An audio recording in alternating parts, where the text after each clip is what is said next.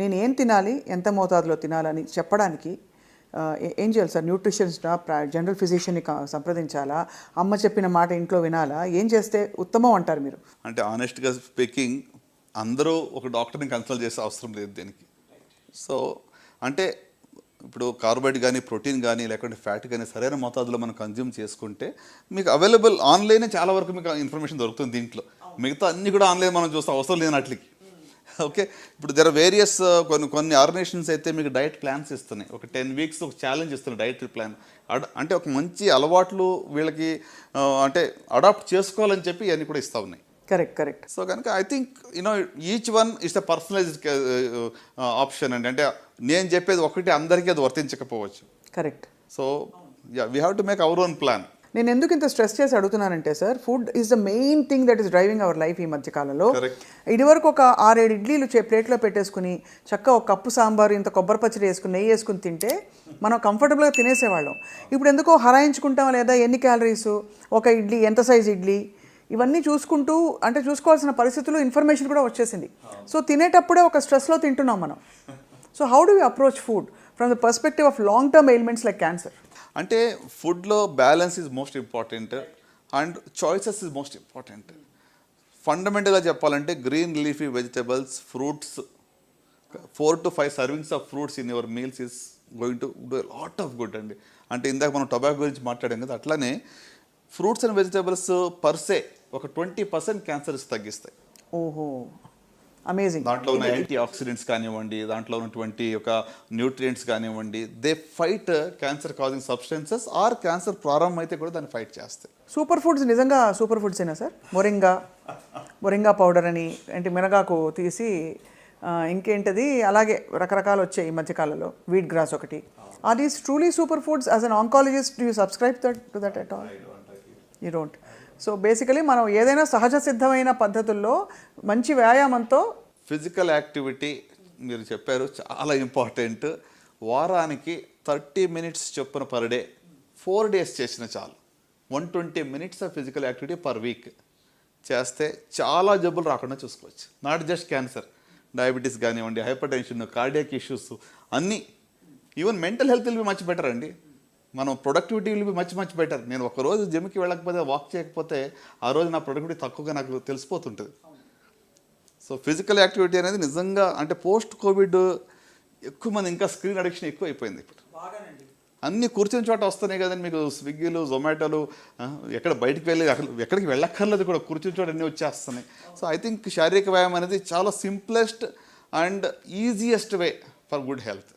అంటే మంచి ఆరోగ్యం కోసం ఎక్స్పెన్సివ్ ఏమీ మనం చేసే అవసరం లేదు. ఫుడ్ చాయిసెస్, ఏమంటే physical activity, right, drink lots of water, ఇవన్నీ దీనికి ఖర్చుతో లేని పని ఇది. కానీ ఇవి చెయ్యం మనం. సార్ మామూలుగా అందరం అదే ఫుడ్ తింటాం, మోర్ ఆర్ లెస్ ఒక 80% స్పెక్ట్రమ్ ఒకే చోట ఉన్నాం ఇంచుమించుగా. కానీ కొంతమందికే క్యాన్సర్ వస్తుంది. ఆ కొంతమందిలో ఈ క్యాన్సర్ కణాలని ప్రేరేపించడానికి ఏ లక్షణాలు ఉంటాయి? Is it genetics? Is it something else that invites cancer? Sure అండి. అంటే క్యాన్సర్ రావడానికి జెనెటిక్ అనేటువంటిది, ప్రతి క్యాన్సర్ కూడా జెనెటిక్ అలాగనుకుంటే, ఎందుకంటే జీన్స్లో తేడా వచ్చినప్పుడే కదా కణాలకు విభజన అలా జరుగుతూ ఉంటుంది. కానీ ఇది జన్యుపరంగా వచ్చింది, హెరిడిటరీ అంటాం. సో హెరిడిటరీ అంటే మీకు వంశపారంపర్యంగా కుటుంబంలో వచ్చేటువంటిది. దాని యొక్క రిస్క్ అనేది 5 నుంచి 10% మాత్రమే ఉంటుంది. సో మిగతా 90 నుంచి 95% అనేటువంటిది మనకు నేచర్లో ఉన్నటువంటి మనం ఎక్స్పోజ్ అయినటువంటి కార్సినోజెన్స్ వల్ల మనకు వస్తూ ఉంటుంది. సో ఇప్పుడు మీరు అన్నారు ఏ ఫుడ్లో ఉన్న ఏ కార్సినోజన్ ఎప్పుడు ట్రిగ్గర్ చేస్తుంది, ఇట్ డిపెండ్స్. ఇప్పుడు కొంతమంది ఏమంటారు దగ్గరికి వచ్చి, మా ఫాదరు 40 ఏళ్ళుగా స్మోక్ చేశారండి, ఆయనకి ఏ లంగ్ క్యాన్సర్ ఏం రాలేదు, ఎందుకు మానేయాలి?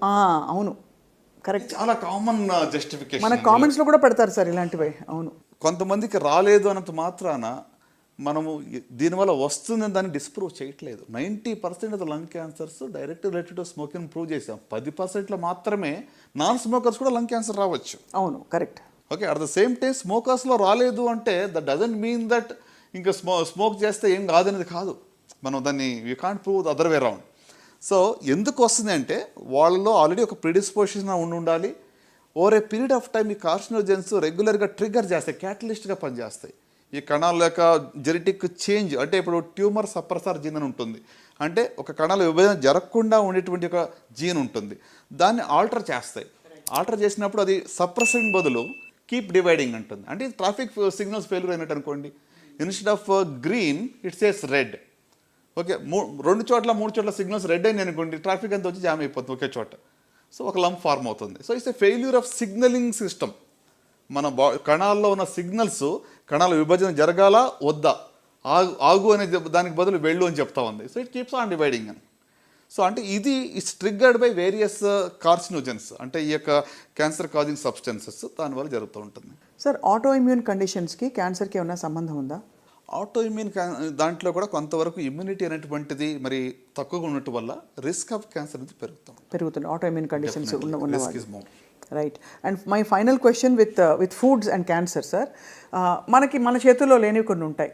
పెస్టిసైడ్స్ బాగా వాడేయడం, టాక్సిన్స్, మనకి ఈ మధ్య కాలంలో కొన్ని దేశాల్లో మసాలాల్లో కూడా ఎన్నో కార్సినోజన్స్ బయటపడ్డాయని చెప్పి బ్యాన్ చేస్తారు.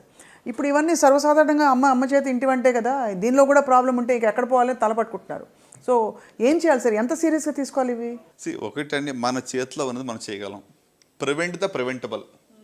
ఇక ప్రతిదాన్ని కూడా కొలత వేసి రోజు క్యాన్సర్ వస్తుందని భయంతోనే మనం జీవించాల్సిన అవసరం అస్సలేం లేదు. I think we have to live our life in a joyful way. So కనుక నేనేమంటానంటే, consumption of lots of fruits and vegetables, balanced diet, physical activity, consumption of more water, okay, ఇవి ఫండమెంటల్గా మనం తీసుకున్నట్లయితే మరి ఎంత మోతాదులో తీసుకోవాలని క్వశ్చన్ వస్తుంది. See somebody said like this, there is nothing like poison, it all depends on dose. అంటే ఏది కూడా పాయిజన్ అని మనం చెప్పలేము, డోస్ బట్టి ఉంటుంది. For example mercury in a small dose can be poison. So కాబట్టి కొన్ని విషయాల్లో ఎంత అనేటువంటిది డోస్ మీద మనం అన్లిమిటెడ్గా రెడ్ మీట్ కన్జంప్షన్ చేస్తున్నాం, అన్లిమిటెడ్గా you are taking fatty diet, you're taking more calories, you're becoming obese, more risk. So కనుక ఆ బ్యాలెన్స్ అనేది we have to define and we have to adapt అని అంటాను. సో ఈ ఇథైలిన్ ఆక్సైడ్ తర్వాత ఇలాంటివన్నీ కూడా పెద్దగా అంటే చూడండి, ఇప్పుడు ఇథిలిన్ ఆక్సైడ్ గురించి మీరు అడిగారు, కరెక్టే. సో దీనివల్ల ఏంటంటే ఒక 50 times లేకపోతే 100 times ఎక్కువ మోతాదులో అది ఉంది than the permissible whatever limits అని చెప్తూ ఉన్నారు. సో డెఫినెట్గా ethylene oxide is a carcinogen, there is no doubt. కానీ మరి ప్రతి ఫుడ్ మీరు తీసుకునేటప్పుడు మీరు మెజర్ చేయలేరు కదా. How can a common man take it? I think దీనికి ఏంటంటే మనకి లెజిస్లేషన్, మన వాట్ ఎవర్ రెగ్యులేటరీ బాడీస్ ఉన్నాయో, they have to be more stringent. అవి పీరియడ్గా చెక్ చేసి వాళ్ళు అట్లీస్ట్ మనకు అష్యూర్ చేసి ఫుడ్ మనకి ఇస్తే మనం తీసుకోగలం. కానీ మనం రోజు we cannot measure whether ethylene oxide is there or not. So as much as possible నేచర్కి దగ్గరగా బ్రతకడం అండ్ సమతుల్యమైన జీవనశైలి, ముఖ్యంగా బాగా వ్యాయామం చేయడం, ఏదో విధమైన ఫిజికల్ యాక్టివిటీ అవసరమని సూచిస్తున్నారు sir. It's very very enlightening sir. అంటే చాలా